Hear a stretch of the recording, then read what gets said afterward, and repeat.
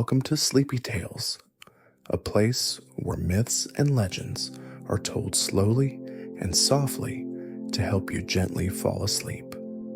Before we begin, I'd love for you to share where you're from and what time it is where you are. It's always fascinating to see how far these stories travel.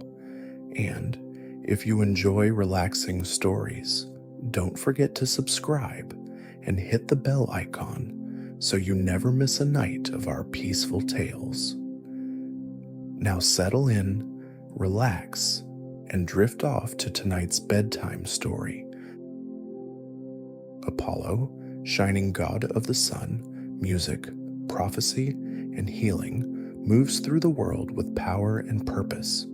He shapes destinies with his arrows, guides mortals with his prophecies, and touches hearts with his music. Yet behind the brilliance of his gold and light lies a life of trials, desires, and human-like struggles. To follow Apollo is to see not just a god, but a story of ambition, love, and choices that shape both gods and mortals alike. This is the tale of Apollo in 5 unfolding chapters, where his greatness, mistakes, and desires reveal the complexity of a god who is eternal, yet endlessly fascinating. Before Apollo was born, the world was already bright, but its light was untamed, wild, shifting, and incomplete. The sun rose and set without grace, and mortals lived with both awe and fear of the sky's fire. Then came Leto, gentle and calm, a goddess pursued by Hera's jealousy. She wandered across land and sea, carrying within her 2 children of Zeus, children who would soon change both heaven and earth. No place would welcome her, for Hera had forbidden any land to shelter the mother of Zeus's offspring. The winds turned her away, and the waves whispered of Hera's anger. Only one island, small and barren, took pity on her. It was Delos, a drifting piece of earth with no roots in the sea, too unimportant for Hera's attention. Leto stepped upon its rocky shore, weak but determined, and there, under the gaze of the trembling stars, she gave birth to twins, Artemis first, then Apollo. Even as an infant, Apollo glowed.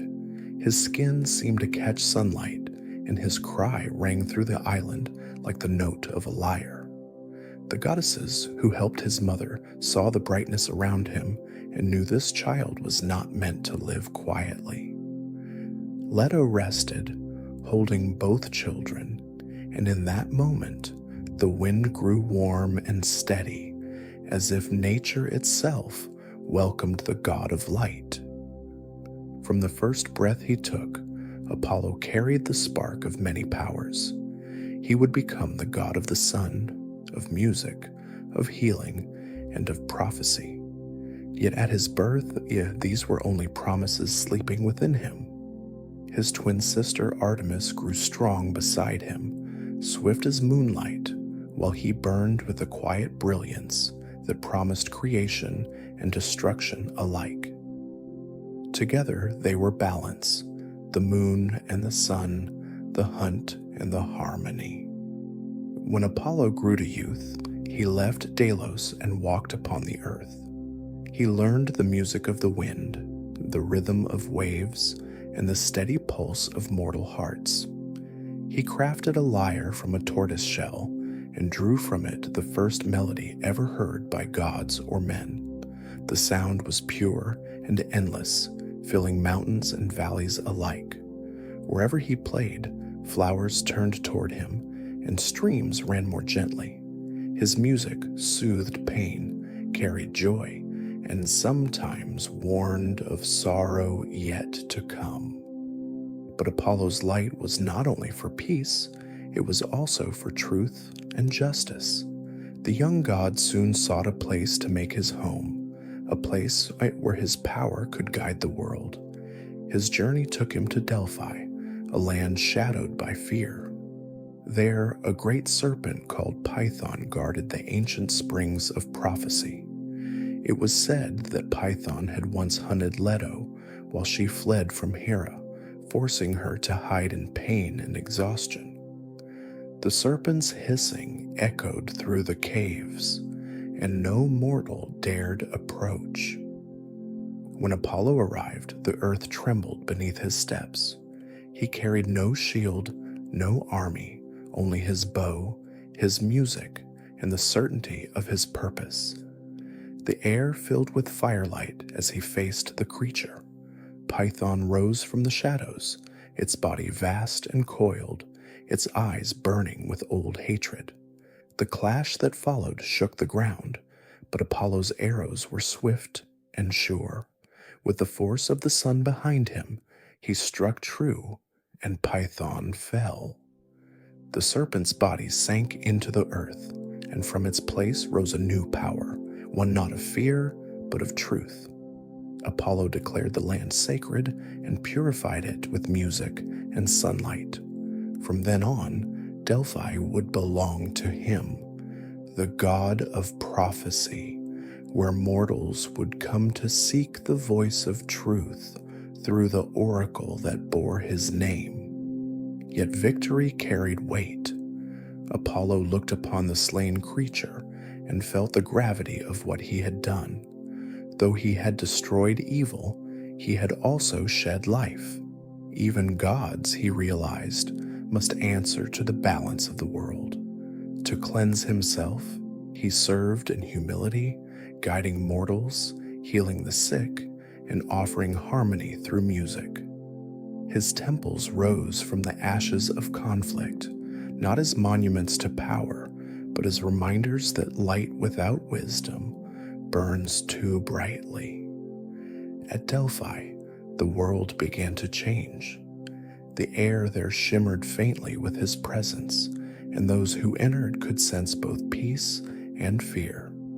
Mortals would soon travel from distant lands to hear the oracle's words, the voice of Apollo himself, speaking through chosen women touched by divine fire. They came with questions of war, love, destiny, and fate. Some left with hope, others left with trembling. For Apollo's truth was not meant to comfort, but to reveal. From his seat in Delphi, Apollo's influence spread like sunlight across the mountains. He taught mortals how to seek balance, how to honor truth and beauty together. Kings listened to his counsel before battles. Poets sang under his blessing. Healers called upon his name when saving lives. Every note of music, every ray of light seemed to hold a fragment of him. Yet beneath the brightness, shadows began to stir. For every mortal who praised him, there were others who feared him. Some envied his perfection, others challenged his pride. Even among the gods, Apollo's growing glory caused unease. Light, after all, reveals everything, even what others would rather keep hidden. Still, Apollo's heart was steady, filled with the music of creation and order. He believed his path was one of harmony, a bridge between gods and mortals. His lyre played across the heavens, echoing through Olympus and the mortal world alike. The sound carried both warmth and warning, as though he knew that even beauty could lead to pain. In time, he became not just a god of sunlight, but of inner light, the light of knowledge, reason, and spirit. Those who followed him sought to understand more deeply, to heal rather than destroy. But the more Apollo gave of himself, the more he began to feel the weight of solitude. Perfection, he learned, drew admiration, but rarely companionship. As the seasons turned, Apollo's power grew beyond measure. Yet in his golden heart, something new began to stir, a longing not for worship, but for connection. The world adored his music, but who could return it? His wisdom filled temples, but who could understand it?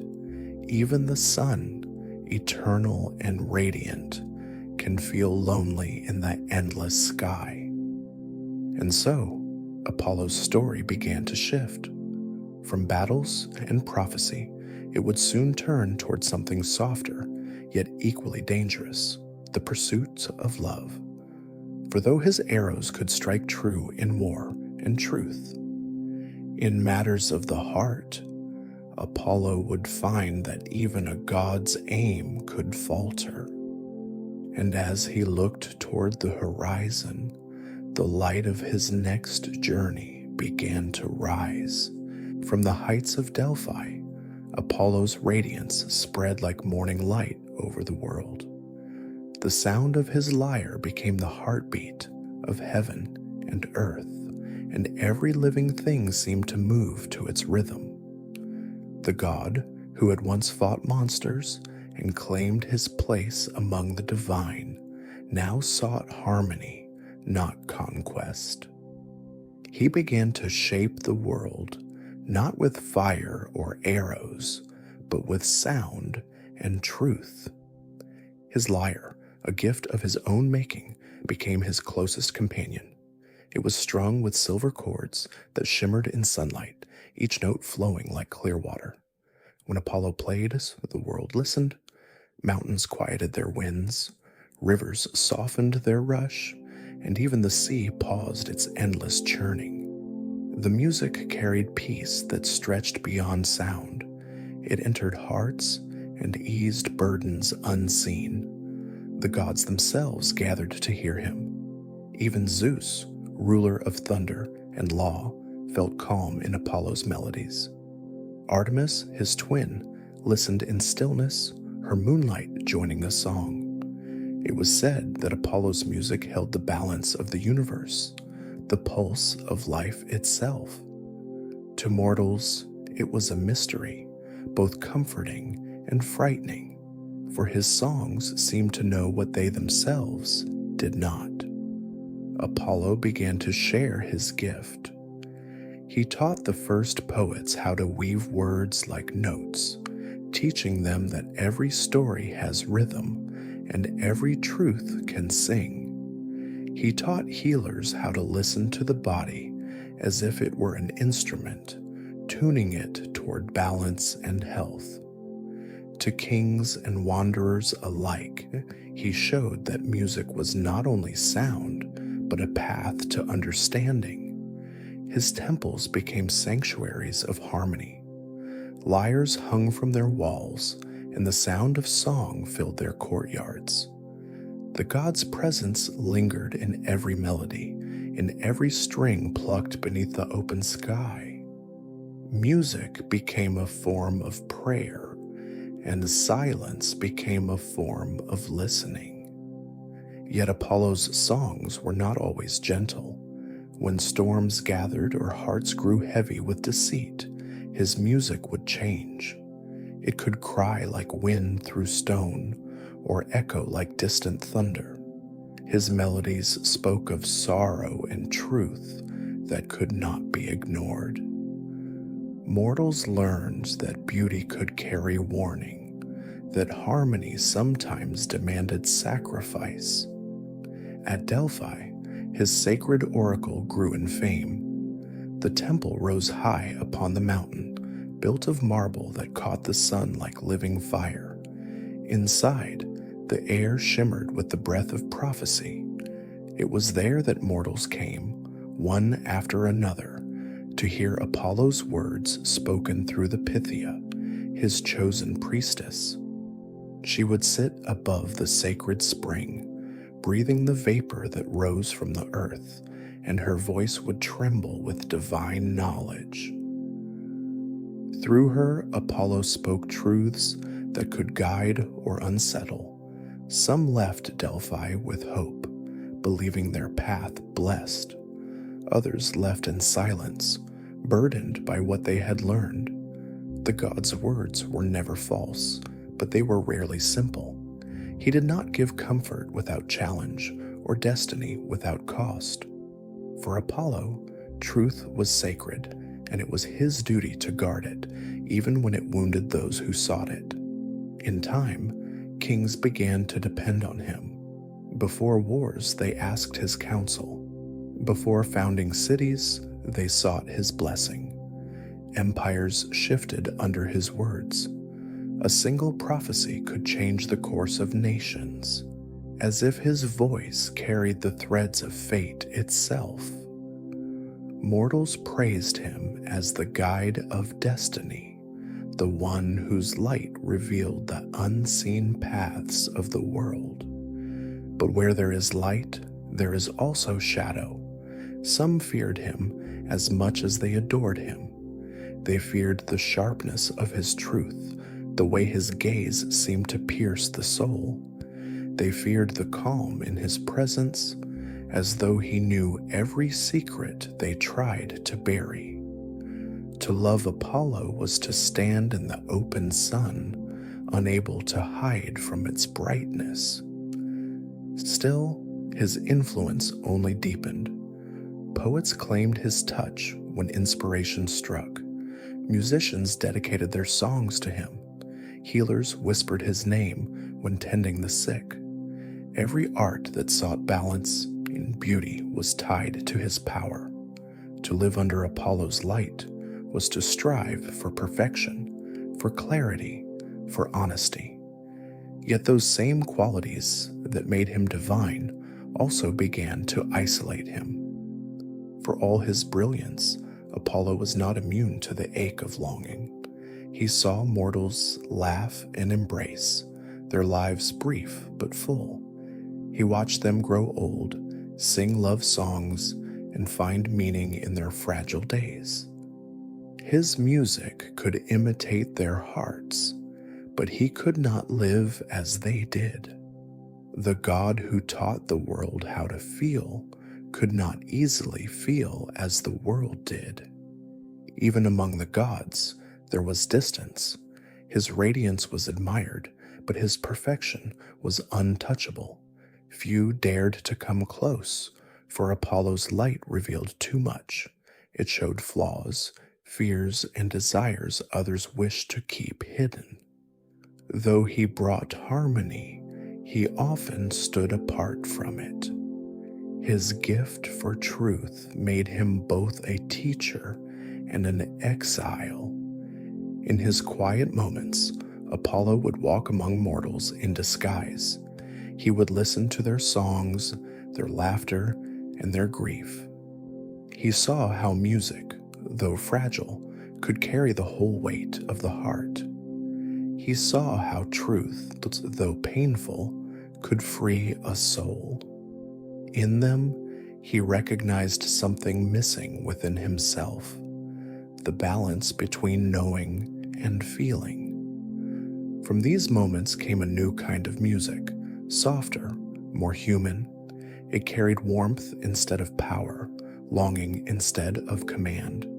It was a music of the heart, not the heavens. When Apollo played it, even the gods paused, not in awe, but in quiet understanding. Yet this gentler song also opened a door within him, one that he had long kept closed. For the first time, Apollo began to feel the pull of desire, the wish to love and to be loved.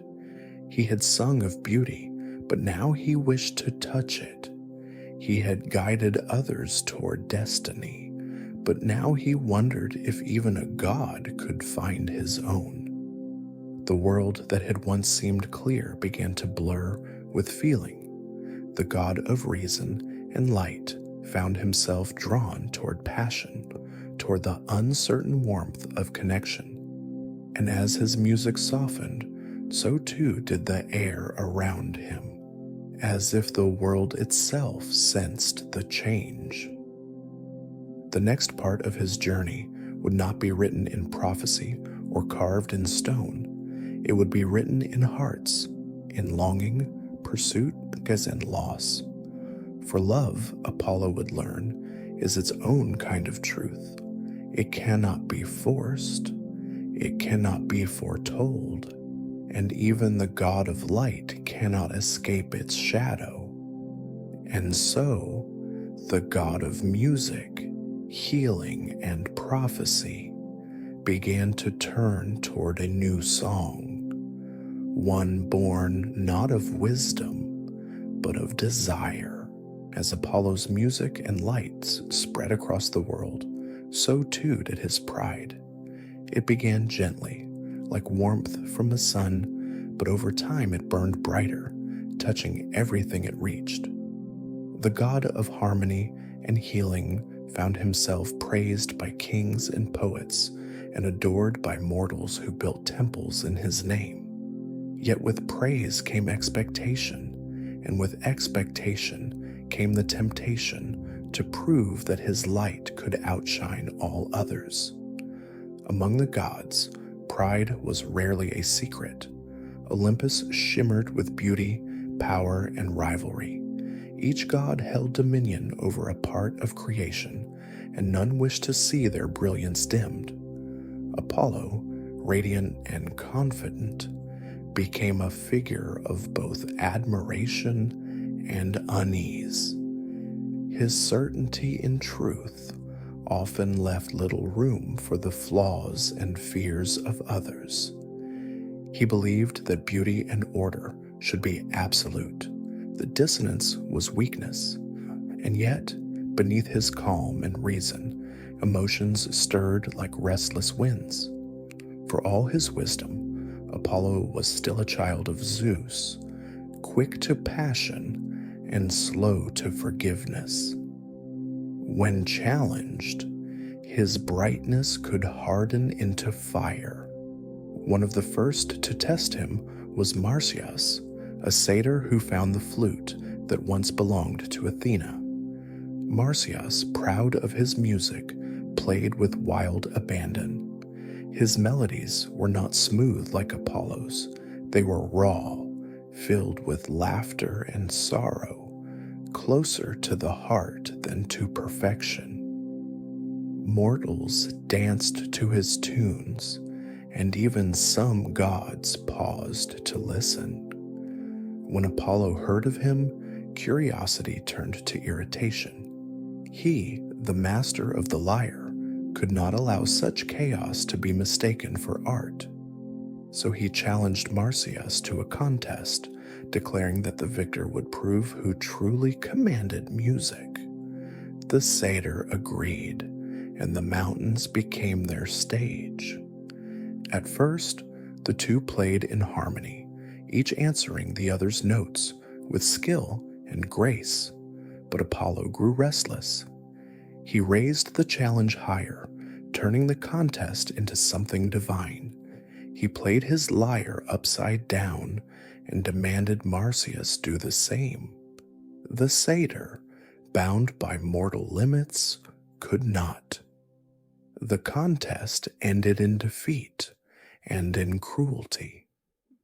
For his pride, Apollo punished Marsyas harshly, stripping away the joy that had once filled his songs. When the silence fell, the god himself felt it cut deeper than any blade. The victory was hollow, for in proving his superiority, Apollo had silenced the music of another. The rivers that ran near the place where Marsyas fell were said to flow with sorrow forever after, carrying echoes of regret. From that moment, Apollo began to see how easily light could wound. Yet his lessons did not end there. Mortals, ever bold, sometimes forgot that gods carried tempers as well as blessings. When King Niobe mocked Leto, boasting that she was greater because she had many children while the goddess had only two, her words reached Apollo's ears. In anger and loyalty, he and Artemis struck down Niobe's sons and daughters, leaving the queen broken. But when Apollo saw her weeping, turned to stone by her own grief, he felt again the weight of divine anger. Justice, he realized, could not always erase sorrow. His arrows could defend his mother, but they could not heal a mortal heart. The God of healing and truth was learning that even right action could bring pain. Despite these lessons, Apollo's jealousy often followed him. He desired perfection, not only in himself, but in others. When mortals or gods failed to meet his standards, his temper could blaze as fiercely as the sun. He quarreled with Eros, the god of love, mocking his small bow and golden arrows. Eros, in defiance, struck Apollo with one of his own arrows and sent another into the heart of a nymph named Daphne. The god of light fell in love instantly, consumed by a passion he could not control. Daphne, cursed with an arrow of aversion, fled from him in terror. Apollo pursued, calling her name, but her fear was stronger than his desire. In her desperation, she begged the earth for escape, and the ground answered. Her body turned to bark, her hair to leaves, and her heartbeat became the whisper of a laurel tree. Apollo stood before the tree, his heart burning and breaking at once. He touched the smooth bark, feeling her stillness, and vowed to honor her forever. He took the laurel as his symbol, a reminder of beauty that could not be possessed, and love that could not be returned. From that day, the god of light carried both pride and sorrow in equal measure. His radiance still shone, but beneath it lingered the ache of loss. He began to understand that truth, though divine, could not control the will of others.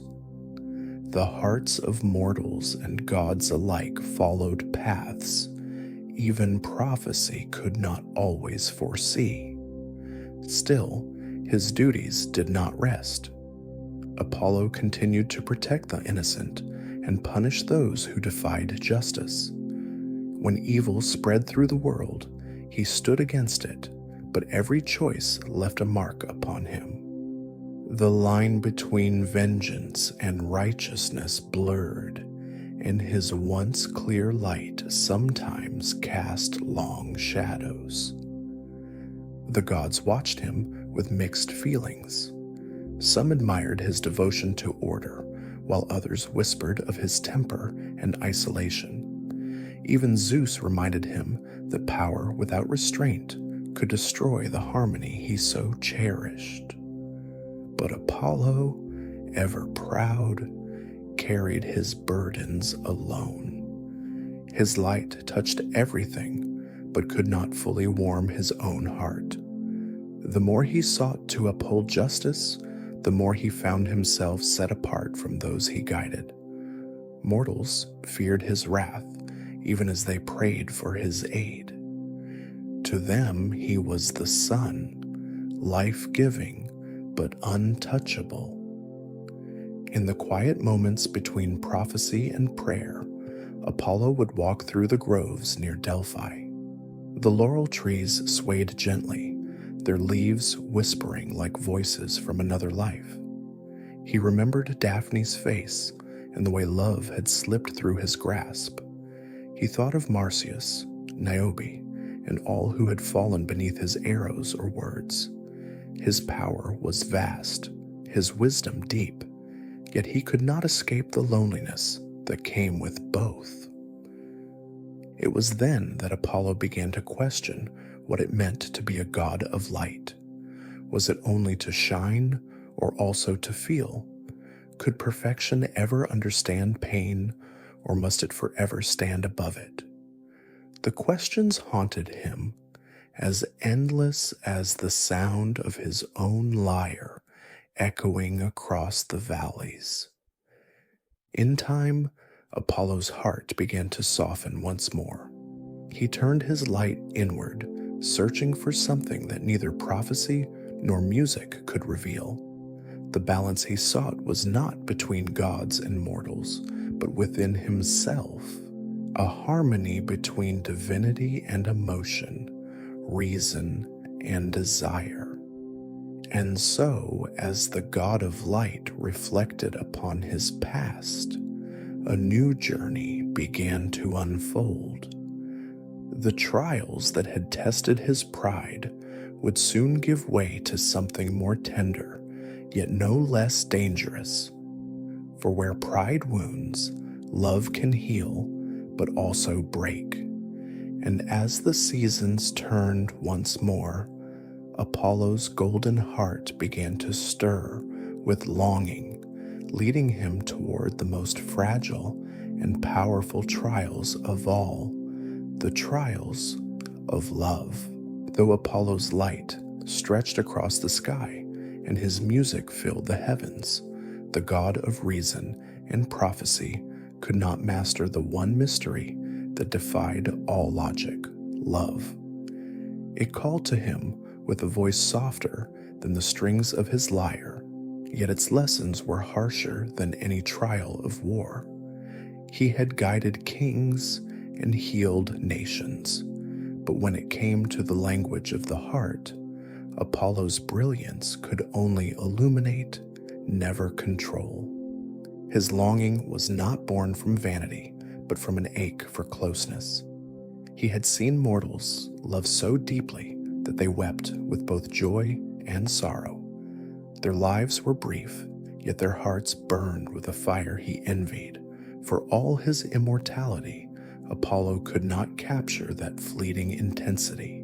His lovers, divine or mortal, were like the sunrise, glorious, blinding, and always out of reach. Among them, Daphne's name lingered like a sigh carried on the wind. Her story was the first and deepest wound. Struck by Eros's arrow, Apollo's heart had caught flame, a fire that reason could not extinguish. Daphne, touched by another arrow of aversion, fled from him with desperate fear. The god who had once chased monsters now chased love itself, only to watch it transform into stillness before his eyes. When her body became the laurel tree, he understood that some beauty must remain untouched. He kept his promise to her. The laurel became sacred to him, a symbol of triumph and restraint. He wore its leaves as a crown, not of conquest, but of remembrance. Every time the wind brushed through a laurel grove, it was said to echo his sorrow. A whisper of love turned to memory. Yet even as time passed, the sound did not fade from his heart.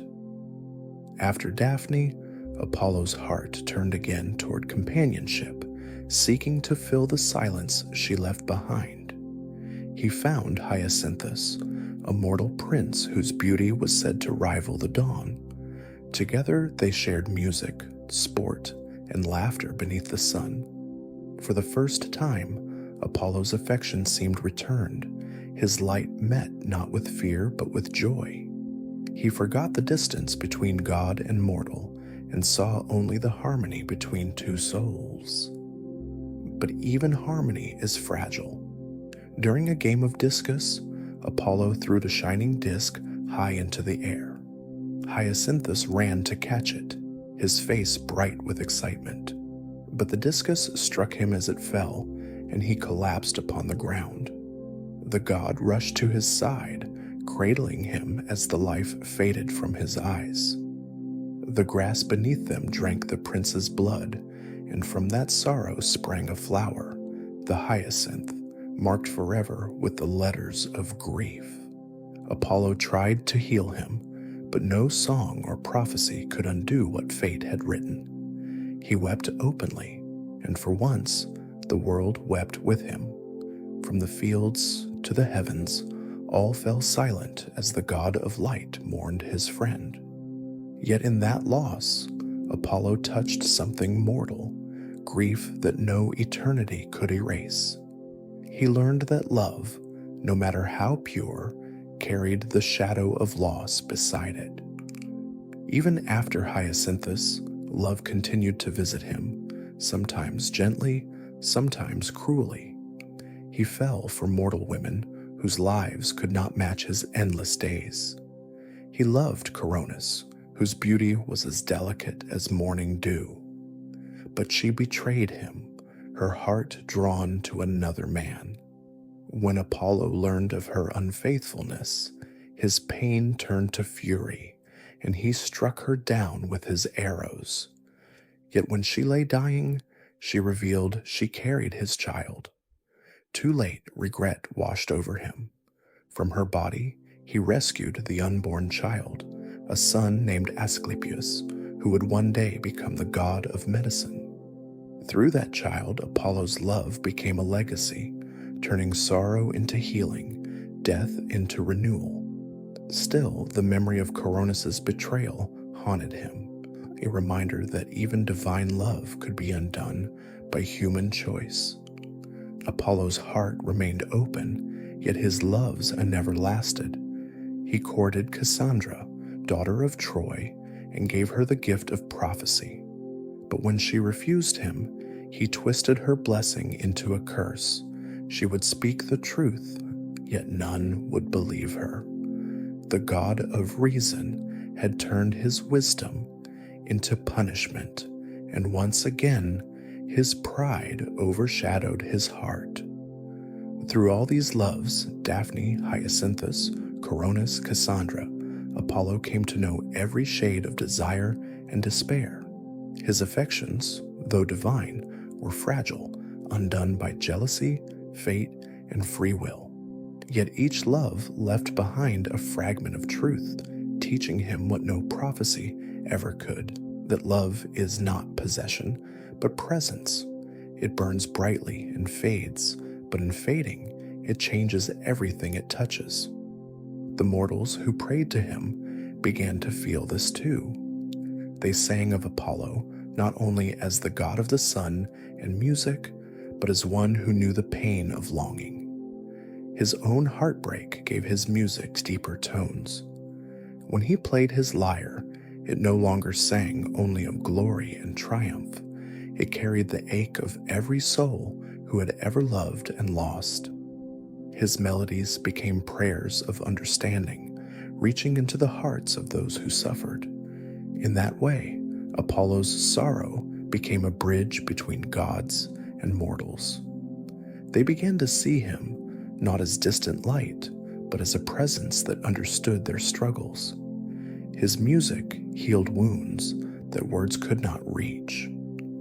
His songs carried comfort to the lonely, strength to the grieving, and a reminder that even in sorrow, a beauty could still exist. Yet love remained his greatest paradox. He could guide others toward truth, but not protect himself from its sharpness. He could see the threads of destiny, yet he could not untangle the ones that tied his heart to pain. Over time, Apollo came to accept this, not as weakness, but as the essence of being alive. Even gods, he realized, could not escape the rules of love. As centuries passed, the stories of his loves became lessons to mortals. They spoke of him not as a perfect god, but as one who understood imperfection. Through Daphne, he learned patience. Through Hyacinthus, he learned grief.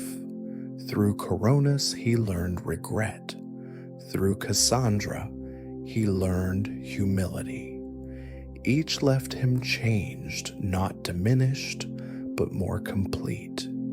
And though his heart carried scars, his light still shone. It was softer now, touched by the gold of compassion rather than the blaze of pride. The god who once demanded perfection now looked upon the world with gentler eyes.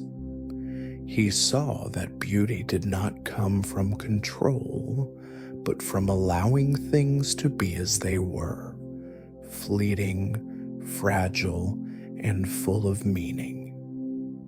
As Apollo stood once more at Delphi, Watching the sun dip toward the horizon, he felt no anger, no desire to chase what could not be his. The laurel leaves whispered in the wind, and the sound was no longer sorrowful but serene. He understood now that love, like light, could never be held. It could only be shared. And as the stars began to rise, Apollo's story began to shift once more. Love had taught him to see the world through the eyes of those he once guided from afar. What awaited him next would not be passion or loss, but something quieter and deeper, the legacy he would leave behind, and the mark his light would forever cast upon the world. Through the ages, Apollo's presence stretched across the world like sunlight itself. He was more than the god of the sun. He was the embodiment of reason, beauty, prophecy, and healing. Mortals and gods alike felt the weight and warmth of his influence, for he was a being whose power could illuminate both the sky and the human heart. His legacy was not written solely in stories, but in every melody sung, every life healed, and every choice guided by his wisdom. Apollo's temples were among the greatest monuments to his enduring power. Delphi, his most famous sanctuary, became the center of prophecy and divine counsel. Kings and travelers, scholars, and warriors came from distant lands to seek his guidance. There, the Pythia, his chosen oracle, spoke with the voice of Apollo, conveying truths that shaped kingdoms, altered the paths of wars, and guided the decisions of mortals who knew they stood in the presence of something far greater than themselves. Through these oracles, mortals learned not just what the future might hold, but how to approach their own lives with clarity and courage. Yet Apollo's influence was not limited to prophecy. His music, ever a reflection of his divine essence, spread far beyond Olympus. Each note of his lyre carried lessons of harmony, joy, sorrow, and reflection. Mortals learned to listen not only to the beauty of sound, but to the meaning within it. His melodies could calm storms, uplift spirits, or pierce the heart with the bittersweet truths of life. Even in the quietest corners of the earth, a musician inspired by Apollo could summon echoes of his eternal song. Through music, he reached beyond temples and oracles, entering the lives of those who might never know his name, but felt the touch of his light. Healing was another realm where his legacy endured. Through his son Asclepius and the traditions of those who honored him, Apollo's touch became the foundation of medicine. He taught that health is not merely the absence of pain, but the balance of body, mind, and spirit. Mortals learned that suffering could be eased by knowledge, care, and understanding, and in doing so, they glimpsed the depth of Apollo's wisdom.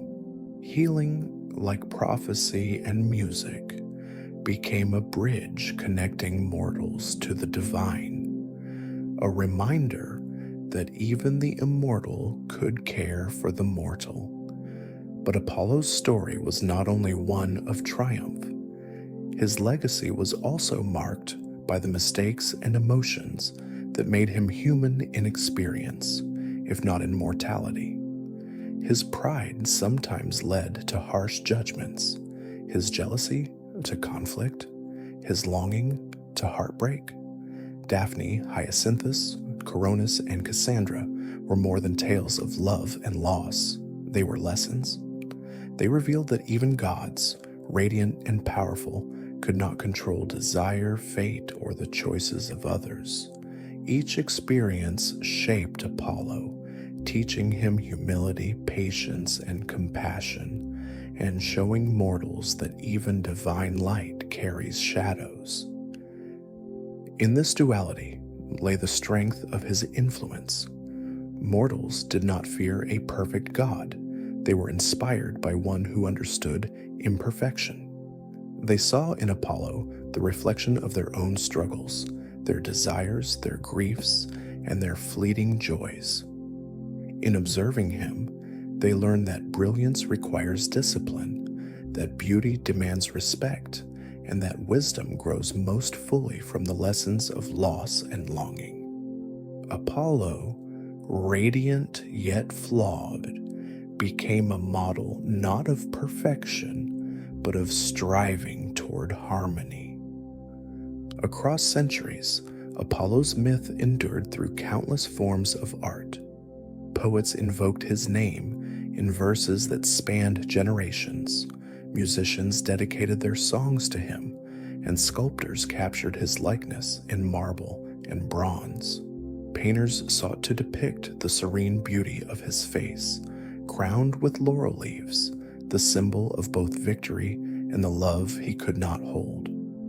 Every artistic act inspired by Apollo was, in a sense, a continuation of his music, a way for mortals to carry a piece of divine light into the world. Even as civilizations rose and fell, the essence of Apollo remained. His sun continued to rise each morning, reminding mortals of the constancy of light and a promise of renewal. His music echoed through the ages, whether through instruments, song, or the quiet rhythm of daily life. His wisdom endured in thought, in law, in ethics, and in the pursuit of knowledge. He was eternal, not because he was untouched by life, but because he left pieces of himself in every act of beauty, guidance, and healing. Apollo's dual nature, radiant, powerful, yet capable of human-like emotions, reminded mortals that strength and vulnerability coexist. His lessons were clear. The pursuit of truth demands responsibility. The creation of beauty requires patience, and love, however fleeting, has the power to shape the soul. Mortals honored him not just for his divine power, but for his ability to reflect the balance of life itself. He was a guide, a teacher, a healer, and a reminder that the light of the world is most meaningful when it touches hearts and minds alike. In the end, Apollo's story concludes not with absence, but with presence. His radiance remains eternal in the rising sun, his wisdom in every thoughtful word, his music in every melody that moves the spirit, and his healing in every hand that tends to suffering. The myths of his trials, desires, and loves endure as both caution and inspiration, offering lessons that stretch beyond time and culture. Thus, Apollo, the god of the sun, music, prophecy, and healing, stands complete in legend and legacy. He is the eternal light that guides, the melody that inspires, and the voice that speaks of both joy and sorrow. Mortals and gods alike remember him as more than a figure of power. He is a presence in the world's heart, an example of how brilliance and compassion, pride and humility can coexist. His story ends, yet his light endures forever, carried in every sunrise, every inspired song, and every act of healing or truth. In the hearts of those who seek knowledge, beauty, and balance, Apollo remains eternal,